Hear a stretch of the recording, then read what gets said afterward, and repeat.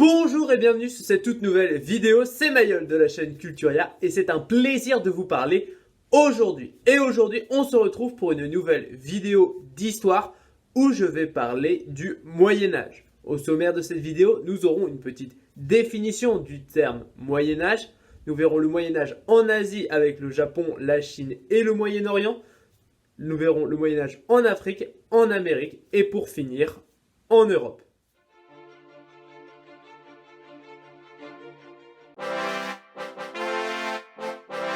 Le Moyen-Âge est une période de l'histoire de l'Europe, s'étendant de la fin du 5e siècle à la fin du 15e siècle, qui débute avec le déclin de l'Empire romain d'Occident et se termine par la Renaissance et les grandes découvertes.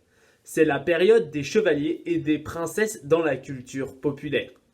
À part en Europe, le Moyen-Âge que nous connaissons est plus ou moins différent du lieu où nous nous trouvons.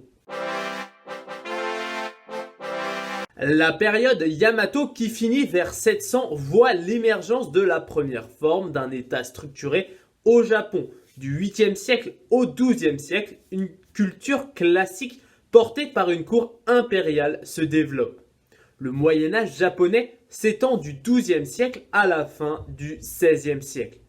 L'époque de Kamakura, qui constitue une des 14 subdivisions traditionnelles de l'histoire du Japon, est une période de plus de 150 ans placée sous le shogunat de Kamakura. C'est la première partie du Moyen-Âge de l'histoire japonaise. Les Ashikaga structurent le pays à partir de 1336.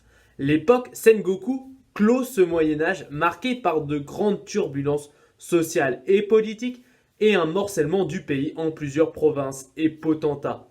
La réunification du pays ne se fera que plus tard. En Chine, de nombreux empires se sont succédés depuis la période des Tsu. On a l'empire Qin vers -200, l'empire Han de -200 à 200, la période des Trois Royaumes, l'empire unifié des Jin vers 300, l'empire unifié des Sui, l'empire des Tang et l'empire Song vers 1000. Durant tous ces empires, le territoire chinois a pu s'agrandir au rythme des guerres, ce qui leur a permis d'avoir un territoire aussi grand tel que nous le connaissons aujourd'hui. Dès le début de ce qui correspond au Moyen-Âge européen, la civilisation arabo-musulmane se développe et assimile progressivement les civilisations antérieures.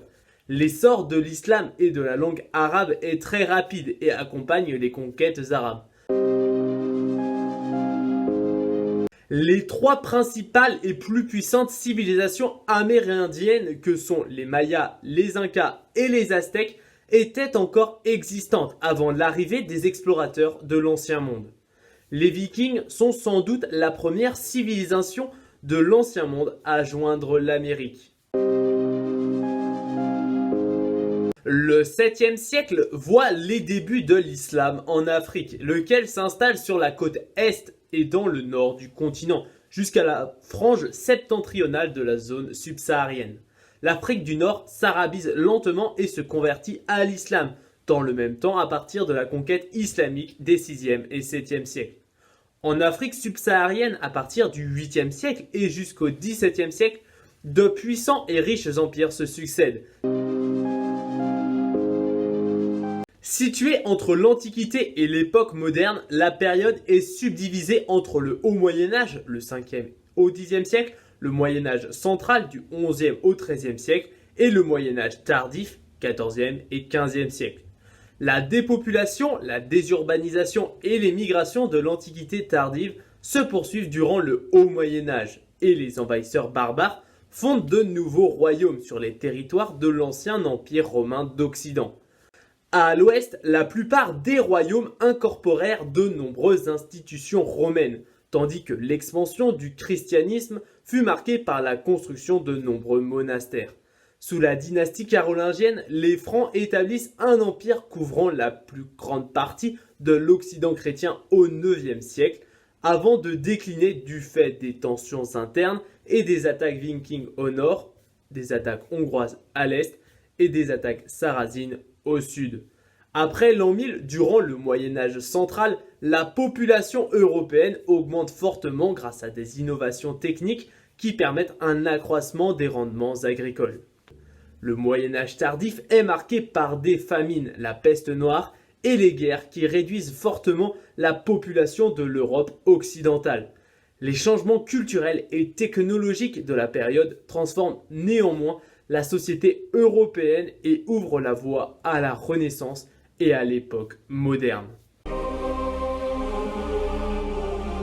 Voilà, la vidéo est terminée. J'espère qu'elle vous aura plu, qu'elle vous aura permis d'avoir des notions sur le Moyen Âge dans sa globalité.